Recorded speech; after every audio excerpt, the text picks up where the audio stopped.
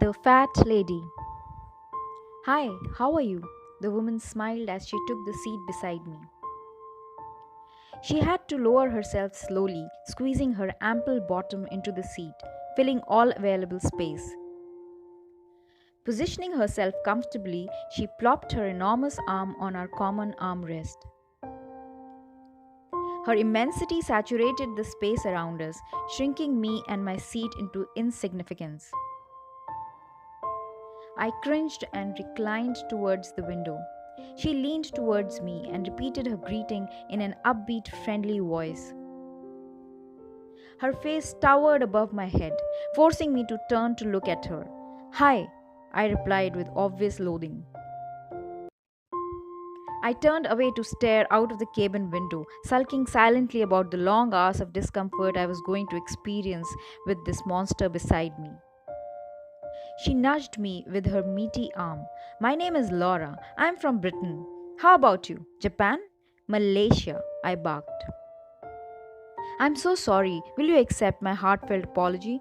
Come, shake my hand. If we're going to spend 6 hours side by side on this flight, we'd better be friends. Don't you think?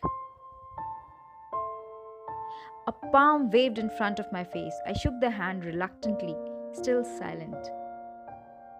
Laura started a conversation with me, taking no notice of my unfriendly reactions.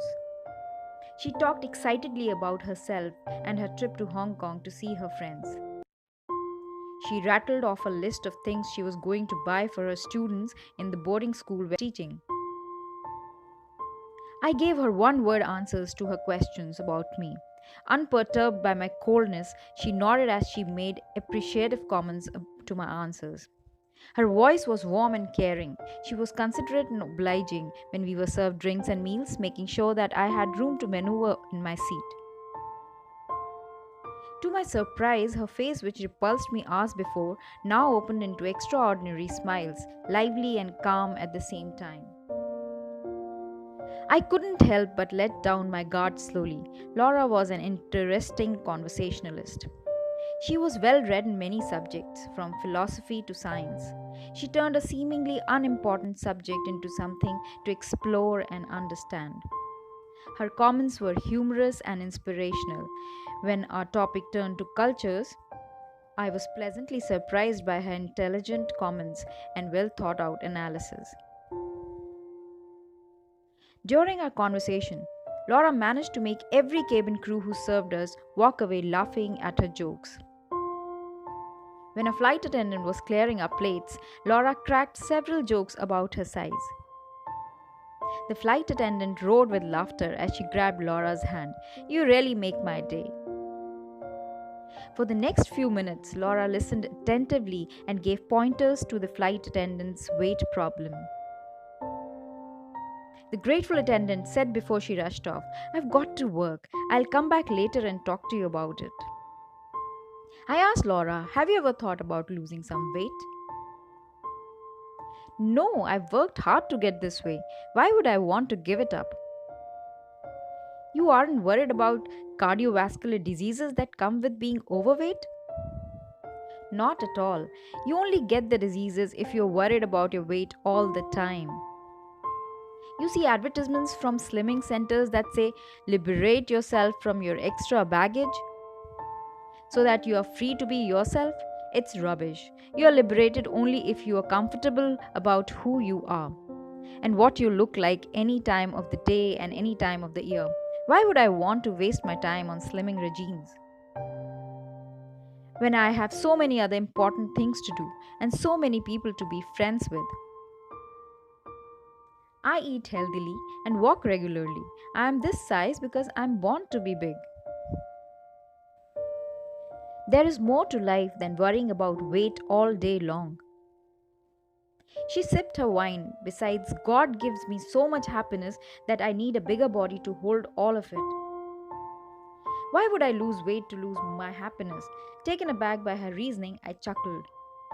Laura continued. Folks often see me as a fat lady with big bosoms, big thighs, and big bottom that no man would even bother to cast a glance at. They see me as a slob. They think I'm lazy and have no willpower. They're wrong. She held up her glass to a passing flight attendant. More of this magnificent wine, please. She turned to me. I'm actually a slim person inside. I'm so full of energy that people won't be able to keep up with me. She smiled sweetly at the attendant. Great service from your crew. May God bless all of you.